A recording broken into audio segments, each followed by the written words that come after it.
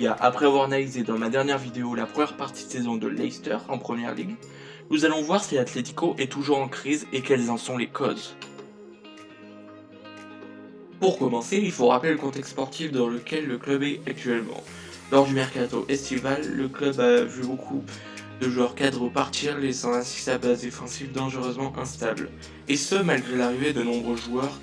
et aussi au niveau offensif, ce qui va entraîner de mauvais résultats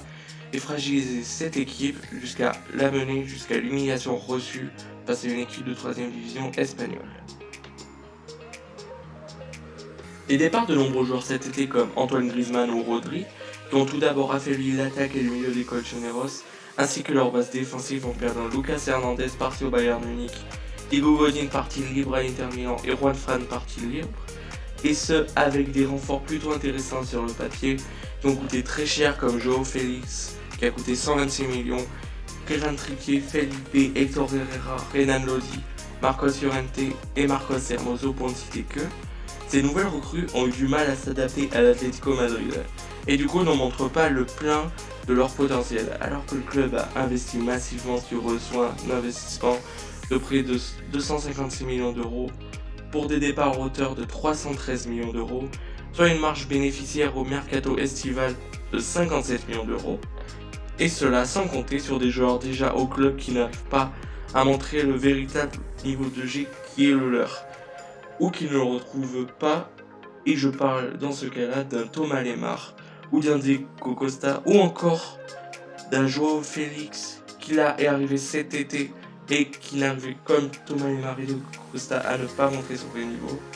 avec qui Joao Félix a inscrit seulement 2 buts en championnat en 16 matchs.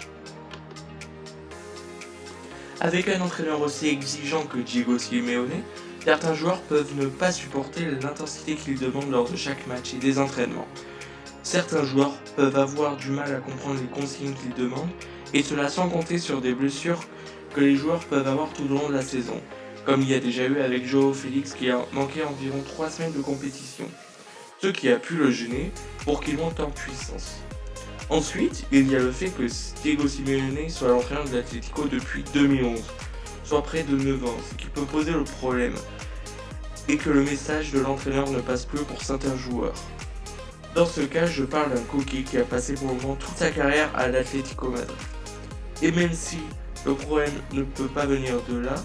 les joueurs recrutés par le club ne sont peut-être pas capables de réaliser ce qu'ils pensaient au moment de leur achat. L'humiliation reçue lors des 16e de finale de la Coupe du Roi par un club de 3ème division espagnole tel que Cultural Leonesa, défaite 2-1, c'est surtout produite par une suite de mauvais résultats. Ces mauvais résultats sont surtout des matchs nuls et des défaites face à de petites équipes en championnat, que l'Atlético aurait dû gagner facilement en marquant des buts. Mais lorsqu'un club n'arrive pas à gagner 2 matchs, on parle souvent de la défense qui n'est pas bonne, et dans ce cas précis, le problème est plutôt l'attaque. L'Atlético, qui n'arrive pas à marquer beaucoup de buts comme l'indiquent les statistiques en championnat, qui montrent qu'ils ont marqué seulement 22 buts, et même s'ils ont une meilleure défense d'Espagne, si on ne marque presque pas, cela devient difficile de rivaliser avec le Barça ou le Real Madrid. Et alors même qu'ils envisageaient de challenger pour le titre en championnat et en Ligue des Champions. Enfin, la possible arrivée d'Edinson Cavani cet été pourrait peut-être résoudre certains problèmes, notamment le problème de buts marqués, alors qu'il vient de perdre sa place au Paris Saint-Germain au profit d'un Mauro Icardi, mais vu le niveau affiché ces dernières années au PSG par Edinson Cavani, saura-t-il retrouver son niveau qu'il affichait lors de la saison 2018-2019 en marquant 23 buts en 33 matchs joués, ou encore mieux, lors de la saison 2017-2018, lorsqu'il avait marqué 40 buts en 48 matchs. Et même si Cavani s'est déjà mis d'accord à Atlético cet hiver, il faudra peut-être renégocier une prime à la signature qui pourrait être importante cet été. Et pour le moment, l'Atlético a décidé de faire confiance en Yannick Ferreira Carrasco pour le reste de la saison qu'ils ont fait revenir de Chine. Donc voilà, donnez-moi votre avis en commentaire. Pensez-vous que l'Atlético est réellement en crise ou est-ce que vous pensez qu'ils vont se relever en deuxième partie de saison? Je lirai tout ça en commentaire.